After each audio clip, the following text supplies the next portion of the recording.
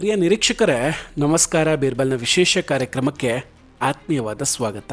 ವೀಕ್ಷಕರೇ, ಇವತ್ತು ದೇಶದ ಅತ್ಯಂತ ಹಳೆಯ ರಾಜಕೀಯ ಪಕ್ಷವಾದಂತಹ ಕಾಂಗ್ರೆಸ್ನ ರಾಷ್ಟ್ರೀಯ ಅಧ್ಯಕ್ಷರು ಮಲ್ಲಿಕಾರ್ಜುನ್ ಖರ್ಗೆ ಅವರ ಬಗ್ಗೆ ಮಾತಾಡ್ತಾ ಇದ್ದೇವೆ. 83 ವರ್ಷ ವಯಸ್ಸಿನ ಈ ಹಿರಿಯ ನಾಯಕನ ಇವತ್ತಿನ ಸ್ಥಿತಿಯನ್ನು ನೋಡ್ತಾ ಇದ್ರೆ ಯಾರಿಗಾದ್ರೂ ಕೂಡ ಮರುಕ ಉಂಟಾಗಬಹುದು. ಖರ್ಗೆ ಅವರು ಪಕ್ಷದ ಅಧ್ಯಕ್ಷರಾಗಿದ್ದರೂ ಅವರ ಪರಿಸ್ಥಿತಿ ಒಬ್ಬ ಸಾಮಾನ್ಯ ಕಾರ್ಯಕರ್ತನಿಗಿಂತಲೂ ಕಡೆಯಾಗಿದೆಯಾ? ಗಾಂಧಿ ಕುಟುಂಬದ ಆದೇಶಗಳನ್ನು ಪಾಲಿಸುವ ಅನಿವಾರ್ಯತೆಯಲ್ಲಿ ಅವರು ತಮ್ಮ ಆರೋಗ್ಯವನ್ನು ಲೆಕ್ಕಿಸದೆ ಓಡಾಡಬೇಕಾಗಿದೆಯಾ?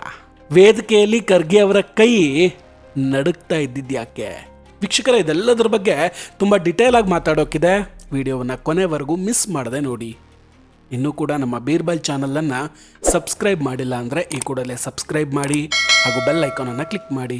ಅಂದಹಾಗೆ ವೀಕ್ಷಕರೇ, ಈ ಕತೆ ಶುರುವಾಗೋದು ಕಳೆದ ವರ್ಷದ ಸೆಪ್ಟೆಂಬರ್ 30, 2025ರಿಂದ.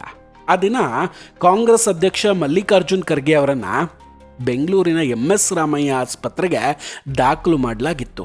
ಖರ್ಗೆ ಅವರಿಗೆ ತೀವ್ರವಾದಂತಹ ಉಸಿರಾಟದ ತೊಂದರೆ ಕಾಣಿಸ್ಕೊಂಡಿತ್ತು. ಜೊತೆಗೆ ಚಿಕಿತ್ಸೆಯ ಭಾಗವಾಗಿ ಅವರ ಹೃದಯಕ್ಕೆ ಪೇಸ್ ಮೇಕರನ್ನು ಅಳವಡಿಸಲಾಗಿತ್ತು. ಈ ಸುದ್ದಿ ಇಡೀ ದೇಶಕ್ಕೆ ತಿಳಿಯುತ್ತೆ. ಆದರೆ ಆಘಾತಕಾರಿ ಮತ್ತು ಆಶ್ಚರ್ಯ ವಿಷಯ ಏನಂದರೆ, ಖರ್ಗೆ ಅವರ ಆಸ್ಪತ್ರೆಯಲ್ಲಿ ಸಾವು ಬದುಕಿನ ನಡುವೆ ಹೋರಾಡ್ತಿದ್ದಾಗ ಅವರನ್ನು ನೋಡೋದಕ್ಕೆ ಕಾಂಗ್ರೆಸ್ನ ಒಬ್ಬನೇ ಒಬ್ಬ ದೊಡ್ಡ ನಾಯಕ ಕೂಡ ಬರಲೇ ಇಲ್ಲ. ಕೇವಲ ದೆಹಲಿಯ ನಾಯಕರಲ್ಲ, ಸ್ವತಃ ಕರ್ನಾಟಕದ ಮುಖ್ಯಮಂತ್ರಿ ಸಿದ್ದರಾಮಯ್ಯ ಅವರು ಕೂಡ ಖರ್ಗೆ ಅವರ ಆರೋಗ್ಯ ವಿಚಾರಿಸೋದಕ್ಕೆ ಆಸ್ಪತ್ರೆಗೆ ಭೇಟಿ ನೀಡಲಿಲ್ಲ. ಅಷ್ಟೇ ಯಾಕೆ, ಗಾಂಧಿ ಕುಟುಂಬದ ಯಾವುದೇ ಸದಸ್ಯರು ಅಂದರೆ ರಾಹುಲ್ ಗಾಂಧಿ ಅವರಾಗಿರಲಿ, ಸೋನಿಯಾ ಗಾಂಧಿ ಅವರಾಗಿರಲಿ ಅಥವಾ ಪ್ರಿಯಾಂಕಾ ಗಾಂಧಿ ಆಗಿರಲಿ, ಯಾರೂ ಅವರನ್ನು ನೋಡೋದಕ್ಕೆ ಬರಲಿಲ್ಲ. 83 ವರ್ಷದ ಹಿರಿಯ ನಾಯಕನೊಬ್ಬ ತನ್ನ ಸ್ವಂತ ರಾಜ್ಯದ ಆಸ್ಪತ್ರೆಯಲ್ಲಿ ದಾಖಲಾಗಿದ್ದರೂ ಪಕ್ಷದ ಹೈಕಮಾಂಡ್ ತೋರಿದ್ದ ಈ ನಿರ್ಲಕ್ಷ್ಯ ಖರ್ಗೆ ಅವರ ಅಸಹಾಯಕತೆಯನ್ನು ಎತ್ತಿ ತೋರಿಸುತ್ತೆ. ಇದಾದ ಮೇಲೆ ಇತ್ತೀಚೆಗೆ ಕೇರಳದಲ್ಲಿ ನಡೆದಂತಹ ಚುನಾವಣಾ ಪ್ರಚಾರದ ವಿಡಿಯೋ ಒಂದೀಗ ಸೋಷಿಯಲ್ ಮೀಡಿಯಾದಲ್ಲಿ ವೈರಲ್ ಆಗ್ತಾ ಇದೆ. He went to America to campaign for President Trump. He went there. He said, this bar this bar Trump ki sarkar. ಈ ವಿಡಿಯೋದಲ್ಲಿ ಖರ್ಗೆ ಅವರ ಅಸಹಾಯಕತೆ ಇದೆಯಲ್ಲ, ಇದಂತೂ ಇನ್ನೂ ಸ್ಪಷ್ಟವಾಗಿ ಕಾಣಿಸ್ತಾ ಇದೆ. ಸುಡು ಬಿಸಿಲಿನಲ್ಲಿ ಪ್ರಚಾರ ಮಾಡ್ತಿದ್ದಂತಹ ಖರ್ಗೆ ಅವರಿಗೆ ಸರಿಯಾಗಿ ಮಾತಾಡೋದಕ್ಕೆ ಕೂಡ ಸಾಧ್ಯ ಆಗ್ತಿರಲಿಲ್ಲ. ಅವರ ಧ್ವನಿ ನಡುಗ್ತಾ ಇತ್ತು. ಅಲ್ಲಿನ ಭಾಷಾಂತರಕಾರರು, ಟ್ರಾನ್ಸ್ಲೇಟರ್ ಅವರಿಗೆ ಏನು ಹೇಳಬೇಕು ಅಂತ ಸೂಚಿಸ್ತಾ ಇದ್ರು. ವಿಪರ್ಯಾಸ ಏನಂದ್ರೆ, ಪ್ರಧಾನಿ ನರೇಂದ್ರ ಮೋದಿ ಅವರ ಅಮೆರಿಕ ಪ್ರವಾಸದ ಬಗ್ಗೆ ಟೀಕಿಸುವ ಭರದಲ್ಲಿ ಖರ್ಗೆ ಅವರಿಗೆ ಅಬ್ಕಿ ಬಾರ್ ಟ್ರಂಪ್ ಸರ್ಕಾರ ಅನ್ನೋ ಘೋಷಣೆಯು ನೆನಪಿಗೆ ಬಂದಿರಲಿಲ್ಲ. ಅವರ ಕೈಗಳು ನಡುಗ್ತಾ ಇದ್ವು. ಜೊತೆಗೆ ಅವರು ತಮ್ಮ ಸಹೋದ್ಯೋಗಿಗಳನ್ನ ತಾವು ಏನು ಹೇಳಬೇಕು ಅಂತ ಕೇಳ್ತಾ ಇದ್ರು. ಖರ್ಗೆ ಅವರ ಸ್ಥಿತಿ ಹಿಂಗಿತ್ತು ನೋಡಿ. ಅವರ ಆರೋಗ್ಯ ಹದಗೆಟ್ಟಿದ್ರೂ ಕೂಡ ಗಾಂಧಿ ಕುಟುಂಬದ ಒತ್ತಡದಿಂದ ಪ್ರಚಾರದಲ್ಲಿ ಭಾಗವಹಿಸುವಂತಾಗಿದೆ ಅನ್ನೋ ಆರೋಪ ಈಗ ಕೇಳಿ ಬರ್ತಾ ಇದೆ. ನಿಮ್ಮ ಆರೋಗ್ಯ ಹೇಗೆ ಇರಲಿ, ನೀವು ಹೋಗಿ ನಮಗಾಗಿ ಪ್ರಚಾರ ಮಾಡಬೇಕು ಅನ್ನೋ ನೇರ ಆದೇಶ ಇಲ್ಲಿ ಗಾಂಧಿ ಕುಟುಂಬದಿಂದ ಬಂದಿತ್ತ ಖರ್ಗೆ ಅವರಿಗೆ. ಅಷ್ಟಕ್ಕೂ ಈ ಭಾಷಣದ ಹಿಂದೆ ಯಾರ ಕೈವಾಡ ಇದೆ ನೋಡಿ. ಮಲ್ಲಿಕಾರ್ಜುನ್ ಖರ್ಗೆ ಅವರು ರೀಸೆಂಟಾಗಿ ಉತ್ತರ ಭಾರತದ ಜನರ ಬಗ್ಗೆ ಒಂದು ಹೇಳಿಕೆಯನ್ನು ನೀಡಿದರು. ತುಂಬ ವಿವಾದ ಸೃಷ್ಟಿಸಿತ್ತು. Don't misguide the people of Kerala. They are very clever. They are educated. Modi ji, Vijay, you both can fool people who are illiterate in Gujarat or in other place, but you can't fool Kerala people. ಉತ್ತರ ಭಾರತದಲ್ಲಿ ಅನಕ್ಷರಸ್ಥರಿದ್ದಾರೆ, ಅವರನ್ನು ಸುಲಭವಾಗಿ ಮೂರ್ಖರಾಗಿ ಮಾಡಬಹುದು ಅನ್ನೋ ಅರ್ಥದ ಮಾತುಗಳನ್ನು ಖರ್ಗೆ ಅವರು ಹೇಳ್ತಾರೆ. ಆದರೆ ಮೂಲಗಳ ಪ್ರಕಾರ ಇದು ಖರ್ಗೆ ಅವರ ಸ್ವಂತ ಆಲೋಚನೆಗಳಲ್ವೇ ಅಲ್ಲ. ಇಲ್ಲಿ ಗಾಂಧಿ ಕುಟುಂಬ ಖರ್ಗೆ ಅವರ ಮೂಲಕ ಇಂತಹ ಮಾತುಗಳನ್ನು ಹೇಳಿಸ್ತಿದೆಯಾ ಈ ಅನುಮಾನ ತುಂಬ ಕಾಡ್ತಾ ಇದೆ. ಗುಜರಾತ್ ವಿರುದ್ಧ ಅಥವಾ ಉತ್ತರ ಭಾರತದ ವಿರುದ್ಧ ಮಾತನಾಡೋದಕ್ಕೆ ಅವರಿಗೆ ರಾಹುಲ್ ಮತ್ತು ಸೋನಿಯಾ ಗಾಂಧಿ ಅವರಿಂದ ಸೂಚನೆ ನೀಡಲಾಗಿದೆ ಅನ್ನೋದು ಸದ್ಯದ ಮಾಹಿತಿ. ಇದು ಒಬ್ಬ ದಲಿತ ನಾಯಕನನ್ನು ರಾಜಕೀಯವಾಗಿ ಹೇಗೆ ಬಳಸ್ಕೊಳ್ಳಲಾಗ್ತಿದೆ ಅನ್ನೋದಕ್ಕೆ ಒಂದು ಸಾಕ್ಷಿ ಅಂತಲೇ ಹೇಳ್ಬೋದು. ಕಾಂಗ್ರೆಸ್ ಪಕ್ಷದಲ್ಲಿ ಖರ್ಗೆ ಅವರಿಗಿರುವ ಮರ್ಯಾದೆ ಎಂಥದ್ದು ಅನ್ನೋದಕ್ಕೆ ಡಿಸೆಂಬರ್ನಲ್ಲಿ ರಾಮಲೀಲಾ ಮೈದಾನದಲ್ಲಿ ನಡೆದಂತಹ ಜನಸಭೆಯೇ ಸಾಕ್ಷಿ. ವೇದಿಕೆ ಮೇಲೆ ರಣದೀಪ್ ಸುರ್ಜೇವಾಲಾ ಅವರು ಕಾಂಗ್ರೆಸ್ ಅಧ್ಯಕ್ಷ ಮಲ್ಲಿಕಾರ್ಜುನ್ ಖರ್ಗೆ ಅವರನ್ನ ಭಾಷಣ ಮಾಡೋದಕ್ಕೆ ಆಹ್ವಾನಿಸ್ತಾರೆ. ಖರ್ಗೆ ಅವರು ಭಾಷಣ ಮಾಡೋದಕ್ಕೆ ಎದ್ದು ನಿಂತು ಮುಂದೆ ಬಂದಾಗ ರಾಹುಲ್ ಗಾಂಧಿ ಅವರವರನ್ನು ತಡೆದು ಬಿಡ್ತಾರೆ. ಮೊದಲು ನಾನು ಮಾತಾಡ್ತೇನೆ ಅಂತ ರಾಹುಲ್ ಗಾಂಧಿ ಅವರು ಹೇಳ್ತಾರೆ.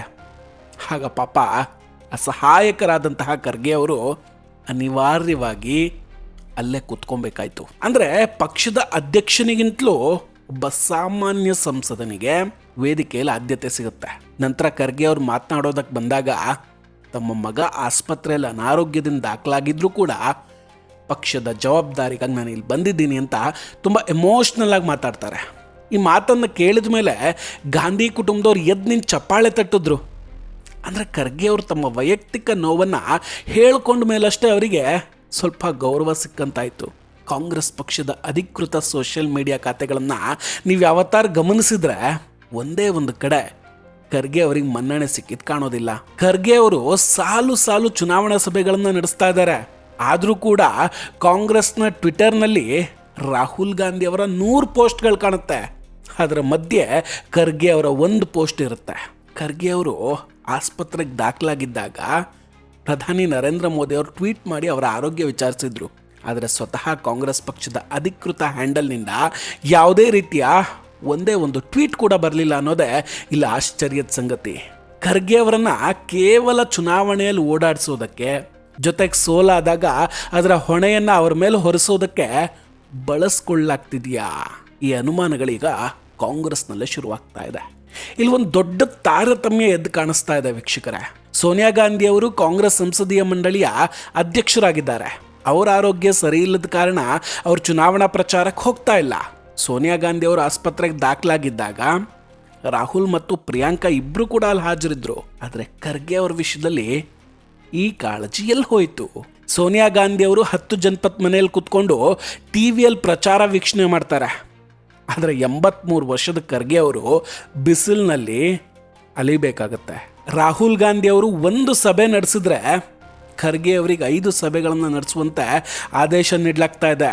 ರಾಹುಲ್ ಗಾಂಧಿ ಅವರು ಬಿಹಾರಕ್ಕೆ ಹೋದಾಗ ದಲಿತರ ನಡುವೆ ಅವರಿಗೆ ಬೆವರಿನ ವಾಸನೆ ಬರುತ್ತೆ ಅಂತ ಕಾಂಗ್ರೆಸ್ ವಕ್ತಾರರೇ ಹೇಳಿದ್ರು ಅನ್ನೋ ಗಂಭೀರ ಆರೋಪಗಳು ಕೂಡ ಕೇಳಿಬಂದಿದ್ದಿದೆ. ದಲಿತ ನಾಯಕನೊಬ್ಬನನ್ನು ಇಷ್ಟೊಂದು ಕೀಳಾಗಿ ಕಾಣೋದು ಮಾನವೀಯತೆಯ ದೃಷ್ಟಿಯಿಂದಲೂ ಸರಿಯಲ್ಲ. ವೀಕ್ಷಕರೇ, ರಾಜಕೀಯ ಅನ್ನೋದು ಅಧಿಕಾರಕ್ಕಾಗಿ ನಡೆಯುವ ಆಟ ಆಗಿರಬಹುದು.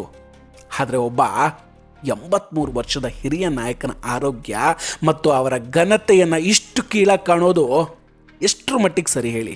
ಗಾಂಧಿ ಕುಟುಂಬ ಖರ್ಗೆ ಅವರನ್ನು ಒಬ್ಬ ಗುಲಾಮನಂತೆ ನಡೆಸ್ಕೊಳ್ತಾ ಇದೆ ಅನ್ನೋ ಟೀಕೆಗಳು ಈ ವಿಡಿಯೋದಿಂದ ಸ್ಪಷ್ಟವಾಗಿ ಕಾಣಿಸ್ತಾ ಇದೆ. 55 ವರ್ಷದ ಯುವ ನಾಯಕ ಅಂತ ಕರೆಸ್ಕೊಳ್ಳೋ ರಾಹುಲ್ ಗಾಂಧಿ ಅವರು ಹೆಚ್ಚು ಕೆಲಸ ಮಾಡೋ ಬದಲು ವೃದ್ಧಾಪ್ಯದಲ್ಲಿರುವಂತಹ ಖರ್ಗೆ ಅವರನ್ನು ಯಾಕಿಷ್ಟು ಕಷ್ಟಕ್ಕೆ ದೂಡಲಾಗ್ತಿದೆ? ಈ ವಿಡಿಯೋ ಮತ್ತು ಘಟನೆಗಳು ಕಾಂಗ್ರೆಸ್ ಪಕ್ಷದ ಆಂತರಿಕ ಪ್ರಜಾಪ್ರಭುತ್ವ ಮತ್ತು ಅವರ ನಾಯಕತ್ವದ ಮನಸ್ಥಿತಿಯನ್ನು ಎತ್ತಿ ತೋರಿಸ್ತಾ ಇದೆ. ಖರ್ಗೆ ಅವರ ಈ ಅಸಹಾಯಕತೆ ಯಾವಾಗ ಕೊನೆ ಆಗುತ್ತೆ? ಸೋಲಿಗೆ ಬಲಿಪಶುವಾಗೋದಕ್ಕೆ ಅವರನ್ನು ಸಿದ್ಧಪಡಿಸಲಾಗ್ತಿದೆಯಾ? ಮುಂದೆಲ್ಲವೂ ಕೂಡ ಬಯಲಾಗುತ್ತೆ. ಆದರೆ ಇಲ್ಲಿ ಪ್ರಶ್ನೆ ಏನಂದರೆ, ತಂದೆಯವರಿಗೆ ಇಷ್ಟೆಲ್ಲ ಅವಮಾನ ಆಗ್ತಾ ಇದ್ರು ಕೂಡ ಪ್ರಿಯಾಂಕಾ ಖರ್ಗೆ ಅವರು ಮಾತ್ರ ಯಾಕಿನ್ನೂ ಹಾಗೆ ಮೆತ್ತಗಿದ್ದಾರೆ? ವೀಕ್ಷಕರೇ, ಇದೆಲ್ಲದರ ಬಗ್ಗೆ ನಿಮ್ಮ ಅಭಿಪ್ರಾಯ ಏನು? ದಯವಿಟ್ಟು ಕಮೆಂಟ್ ಮಾಡಿ ತಿಳಿಸಿ. ನಾವು ಕೊಟ್ಟಂತಹ ಮಾಹಿತಿಗಳು ನಿಮಗಿಷ್ಟ ಆಗಿದ್ದರೆ ವಿಡಿಯೋವನ್ನು ಲೈಕ್ ಮಾಡಿ ಹಾಗೂ ಶೇರ್ ಮಾಡಿ. ಇನ್ನೂ ಕೂಡ ನಮ್ಮ ಬೀರ್ಬಲ್ ಚಾನಲನ್ನು ಸಬ್ಸ್ಕ್ರೈಬ್ ಮಾಡಿಲ್ಲ ಅಂದರೆ ಈ ಕೂಡಲೇ ಸಬ್ಸ್ಕ್ರೈಬ್ ಮಾಡಿ ಹಾಗೂ ಬೆಲ್ ಐಕಾನನ್ನು ಕ್ಲಿಕ್ ಮಾಡಿ. ನಮಸ್ಕಾರ, ಟೇಕ್ ಕೇರ್ ಆ್ಯಂಡ್ ಬಾಯ್ ಬಾಯ್. ಮತ್ತೆ ಭೇಟಿಯಾಗೋಣ.